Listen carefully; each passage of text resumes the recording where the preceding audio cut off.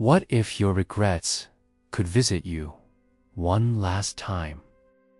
Imagine sitting alone in your room, the glow of your phone, the only light, and suddenly you feel a presence behind you.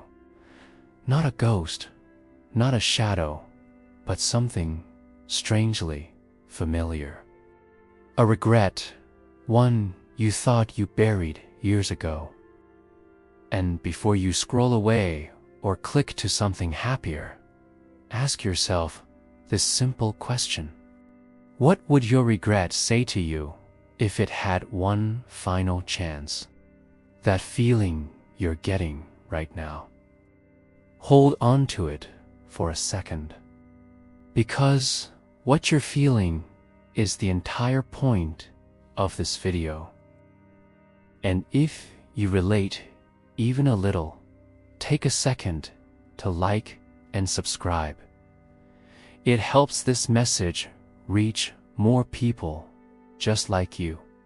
Now let's step into this slowly, like opening a door you're not sure you want to open. Think of Act 1 beginning right here. Your regrets don't show up to punish you.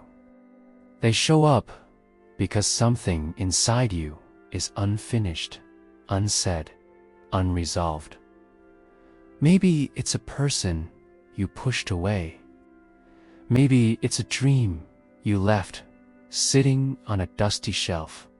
Maybe it's the version of yourself you promised you'd become, but never did. What if your regrets weren't painful memories, but messengers? A little creepy, a little hopeful at the same time. That emotional mix is basically adulthood in one sentence. Maybe you're thinking, I don't have time for this. I can't even find the TV remote. But that's exactly how regrets work.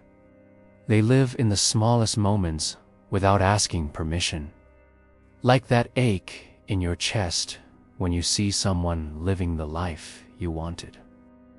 Or when you laugh at a joke just to fit in and later wonder why you did. Regrets whisper, but they whisper loudly. Now, imagine your regret standing in front of you for the very last time. Think about what it would want from you. Maybe not forgiveness. Maybe not closure. Maybe it wants to remind you who you used to be and who you still have time to become. Act 2 begins when everything shifts. Picture a hallway in your mind. On one side, a door holding your regrets from doing something. On the other side, a door holding regrets from not doing something. Which door scares you more? Most people fear the door of action, the mistakes, the failures, the embarrassing moments, but the door of inaction. That's the one that haunts you at night. The what if I tried door. The what if I spoke up door. The what if I didn't quit so fast door. Here's the twist. Your regrets don't judge you for trying. They judge you for stopping. They're like that annoying friend who reminds you to drink water. Except instead of hydration, they remind you of your potential. Okay, quick pattern interrupt before this gets too heavy. Imagine your regret tapping your shoulder, saying, "Remember when you said you'd go to the gym?" Yeah, me too. Wild times. Humor helps the medicine go down. But seriously, regrets love to show up at the worst time. Like right before a big decision, or right after an argument you handled badly. Or at 3 a.m. when your brain turns into a highlight reel of everything embarrassing you've ever said. We've all been there. But here's where the story thickens. What if this final visit isn't meant to hurt at all? What if it's a warning that time is moving whether you're ready or not? Think about how fast the last 5 years passed. Think about how fast the next 5 will. If your regrets could talk, they'd probably say, "Please, don't let the next 5 look like the last." That's the urgency speaking. The clock is louder than you think, even when you pretend not to hear it.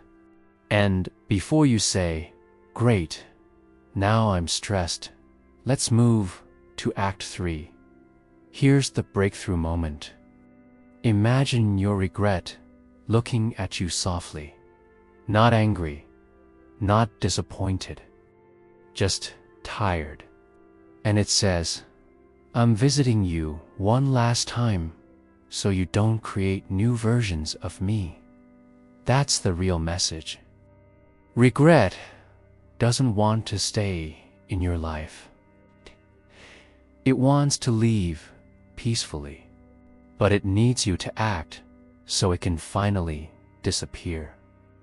Now, here's the cliffhanger, the one your life is literally waiting for. What will you do when this video ends? Will you begin the project you've been avoiding? Will you reach out to the person you miss? Will you forgive yourself for the younger version of you who didn't know better?